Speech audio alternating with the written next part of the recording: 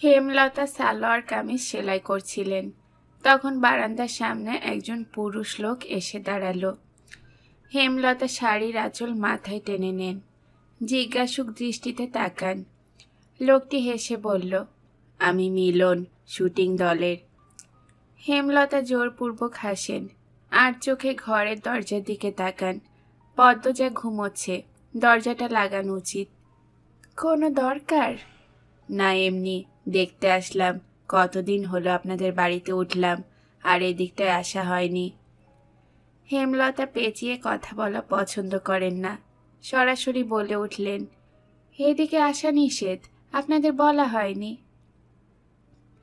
মিলনের চোখে মুখে ছায়া নেমে আসে।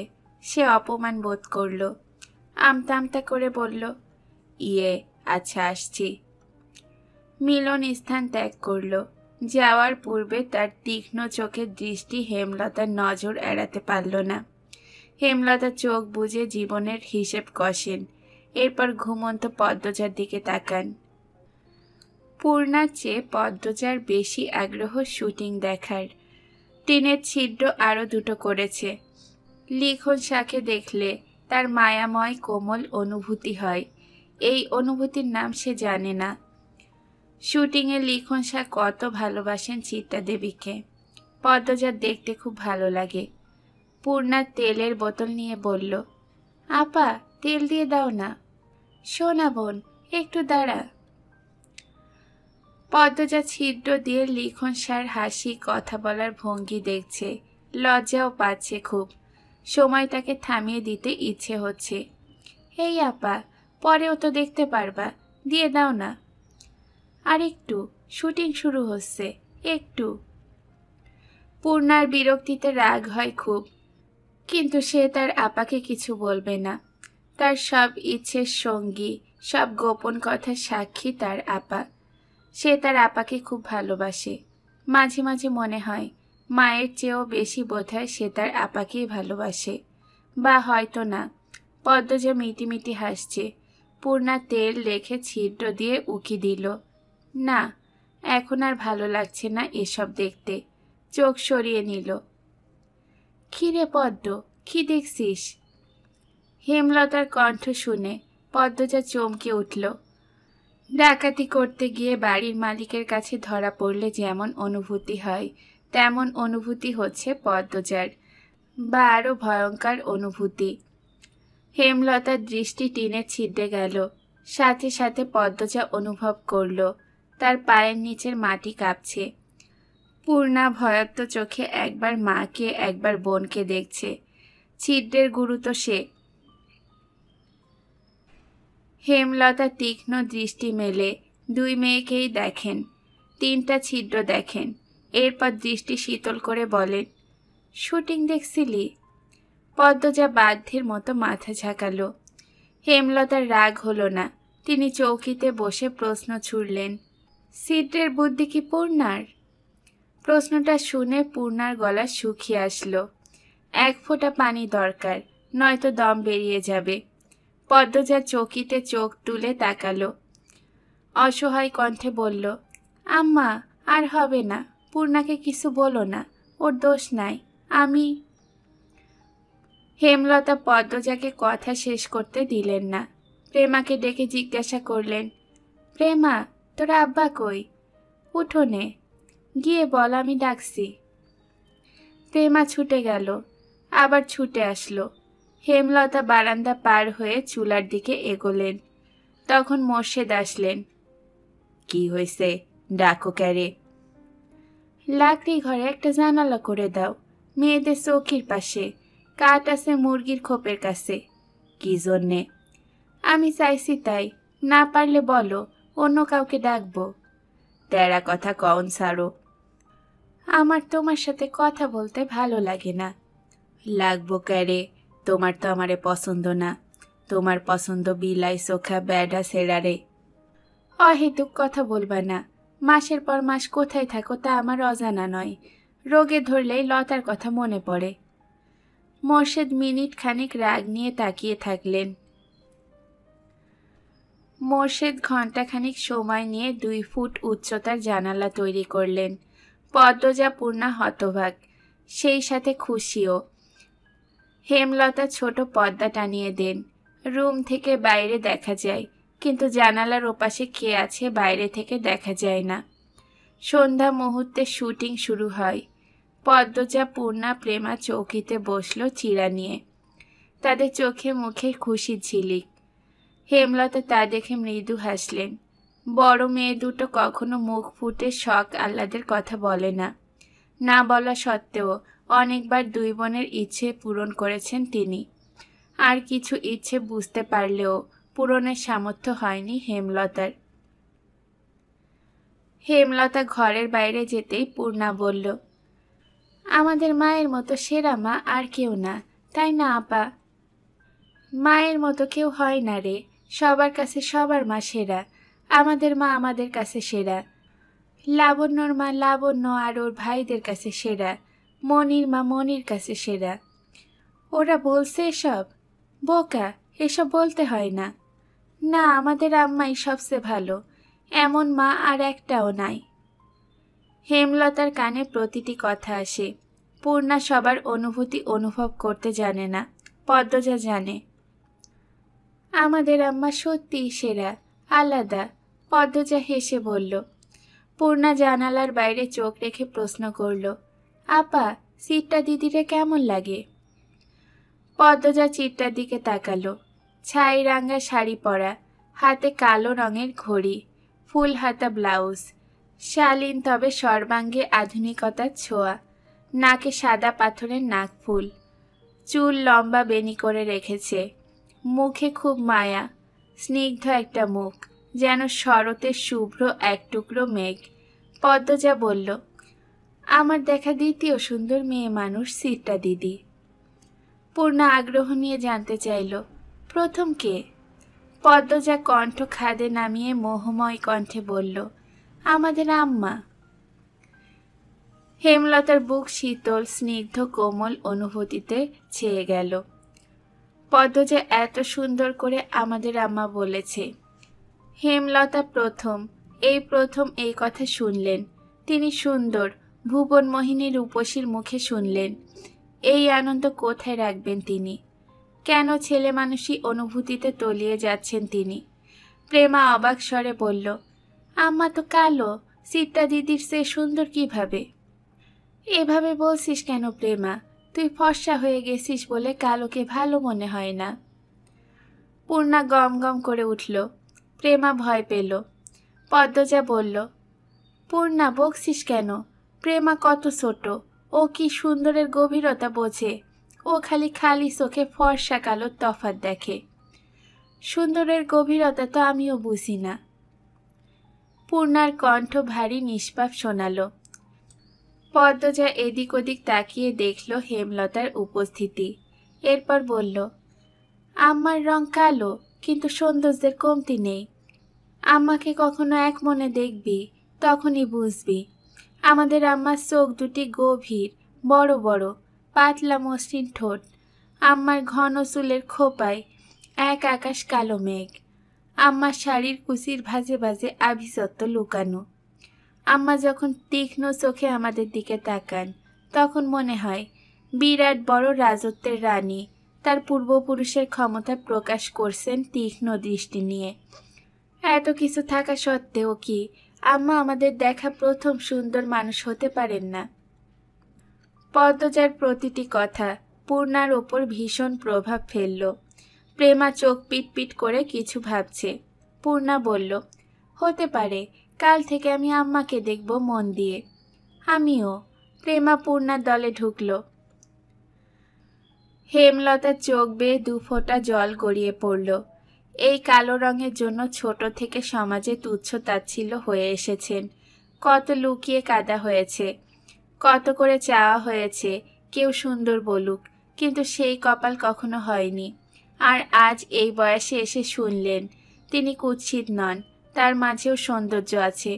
জন্মদাত্রী মা কালো রঙের জন্য গরম চামচ দিয়ে পোড়া দাগ দিয়েছিলেন ঘাড়ে, আর গর্ভের সন্তান আজ সেই অনুচিত কাজের জবাব দিল। আল্লাহর সৃষ্টি কেউ অসুন্দর নয়, সবার মধ্যেই সৌন্দর্য আছে। যা ধরা পড়ে শুধুমাত্র সুন্দর একজোড়া চোখে। নিশুতি রাত, চারিদিকে ঝিঝি পোকার ডাক।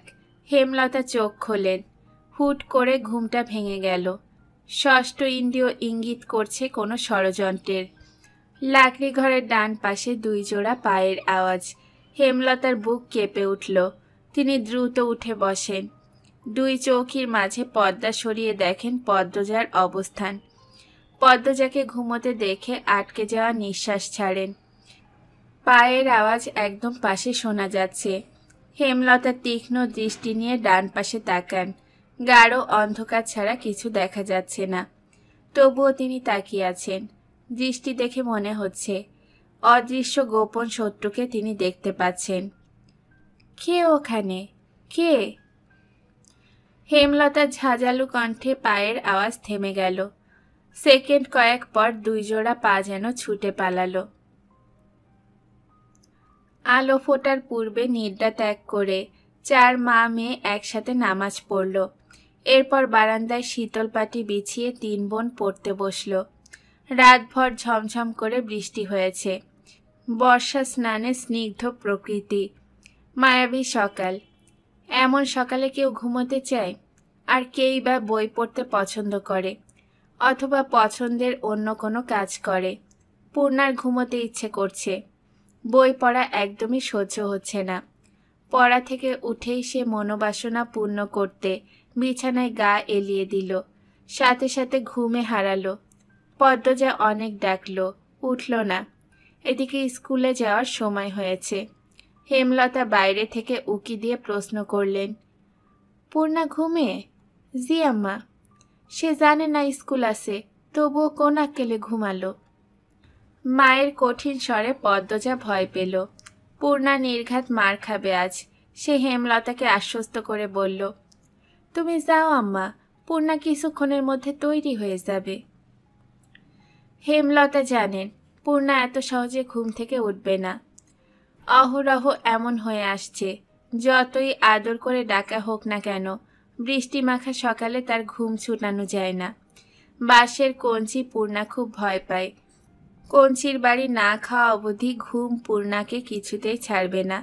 এ যেন ভূত ছাড়ানোর মতো। হেমলতা বাঁশের কঞ্চি আনতে যান।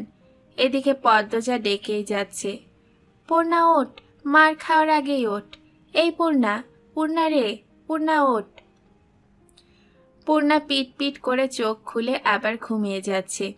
প্রেমা এই ব্যাপারটা খুব উপভোগ করে। একটা মানুষ এত ডাকাডাকিতেও কি করে না জেগে থাকতে পারে। সে নিষ্কম্প স্থির দৃষ্টিতে তাকিয়ে আছে 2 বড় বোনের দিকে। হেমলতা হাতে বাঁশের কঞ্চি নিয়ে ঘরে ঢোকেন। তা দেখে পদ্মজা পূর্ণাকে জোরে জোরে চিমটি দিল। পূর্ণা মুখে বিরক্তিকর আওয়াজ তুলে আবার ঘুমে তলিয়ে গেল।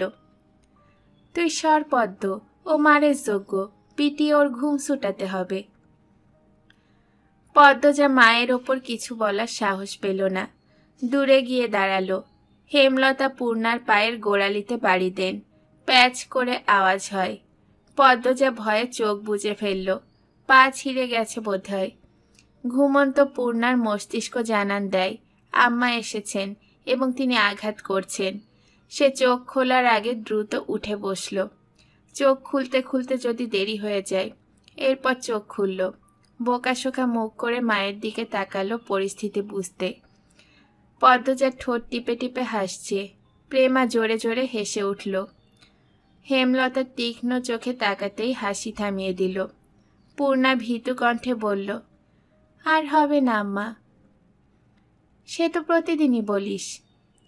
এমন সময় ঘন মেঘে আকাশ ছেয়ে গেল। পূর্ণা প্রেমা মনে মনে খুশি হলো। আজ আর স্কুলে যেতে হবে না। বাড়ি থেকে 2 ক্রোশ দূরে স্কুল। আম্মা নিশ্চয়ই যেতে না করবেন। পূর্ণা খুশি লুকিয়ে প্রশ্ন করল, আম্মা মেঘ আসবে মনে হয়, স্কুলে যাব? মেঘ কি করলো তোকে? যাবি স্কুলে? হেমলতা চলে যেতেই পূর্ণা ভ্রু কুঞ্চন করল। থম মেরে বসে রইল। পদ্মজা তাড়া দিল, বসে আসিস কেন? জলদি কর, নয়তো আবার পিটানি খাবি। পূর্ণা বিরক্তি নিয়ে তৈরি হলো। 3 বোন স্কুলের দিকে রওনা দিল। বর্ষাকাল চলছে। রাতে বিরতিহীনভাবে বৃষ্টি হয়েছে। রাস্তায় প্রচুর কাদা জমেছে। পথ চলা কষ্টকর।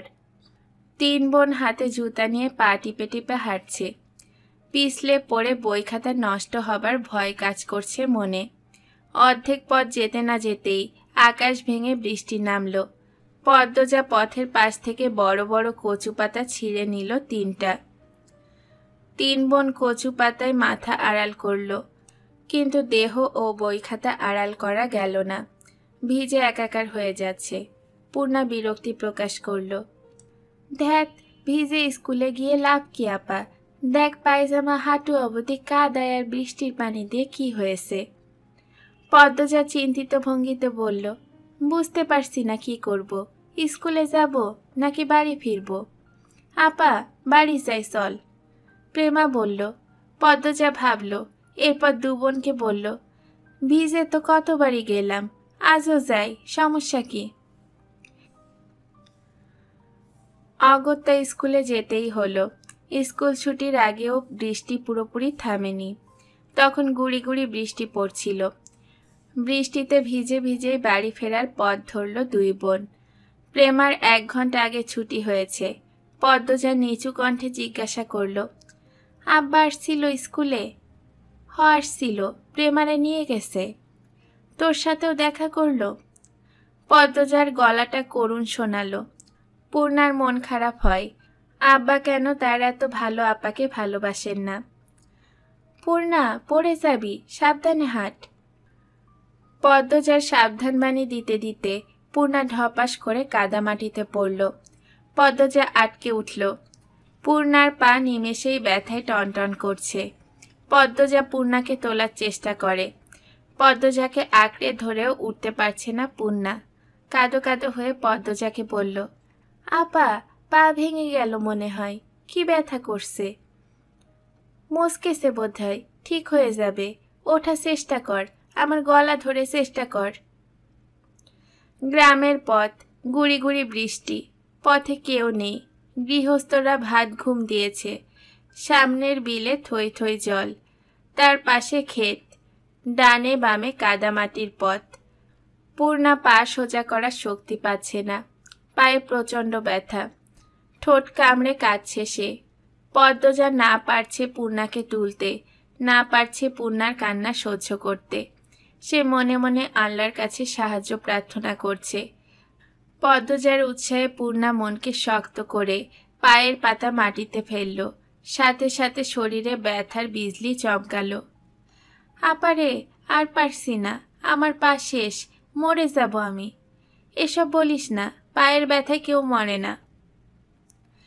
আহত পা ফুলে 2 ইঞ্চি উঁচু হয়ে গেছে। তা দেখে আতঙ্কে পদ্মজার চোখ মুখ নীল হয়ে গেল। তার কান্না পাচ্ছে খুব।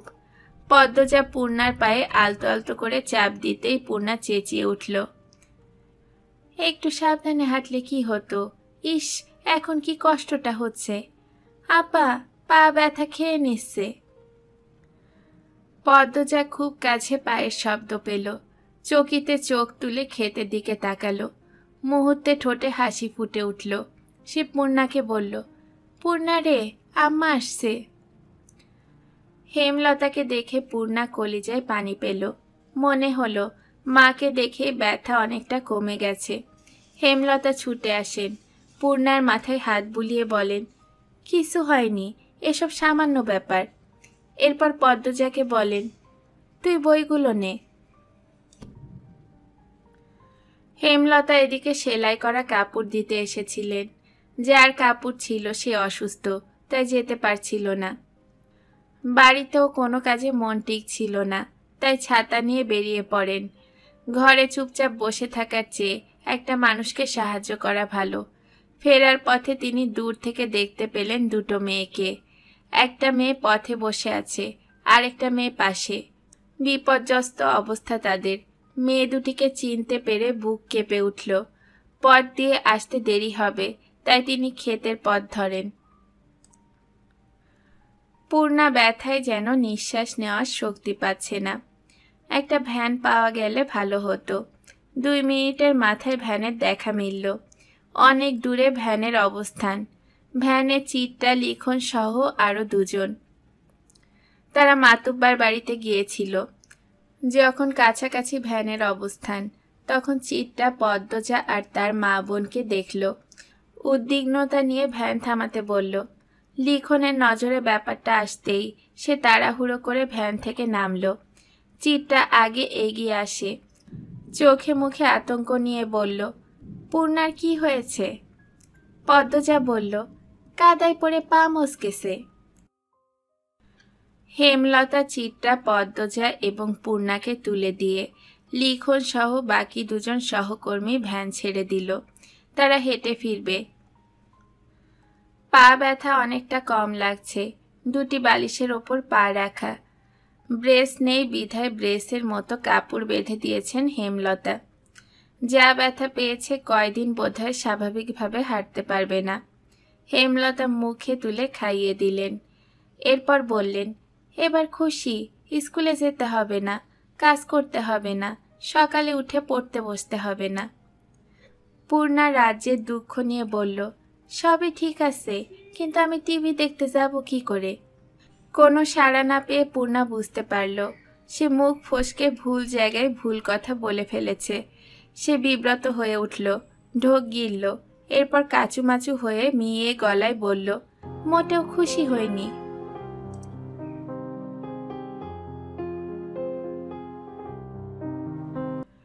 শেষ হলো আমি পদ্মজা উপন্যাসের 5ম পর্ব। আজকের উপন্যাস পাঠ আপনাদের কাছে কেমন লেগেছে কমেন্ট করে জানাবেন। চ্যানেলে নতুন হয়ে থাকলে সাবস্ক্রাইব করে পাশে থাকবেন আর লাইক কমেন্ট করে আমাকে উৎসাহিত করবেন। আশা করছি এর পরের পর্বটি নিয়ে আপনাদের সাথে শেয়ার করার জন্য খুব তাড়াতাড়ি চলে আসব। সবাইকে টাটা জানিয়ে শেষ করছি এই পর্যন্তই।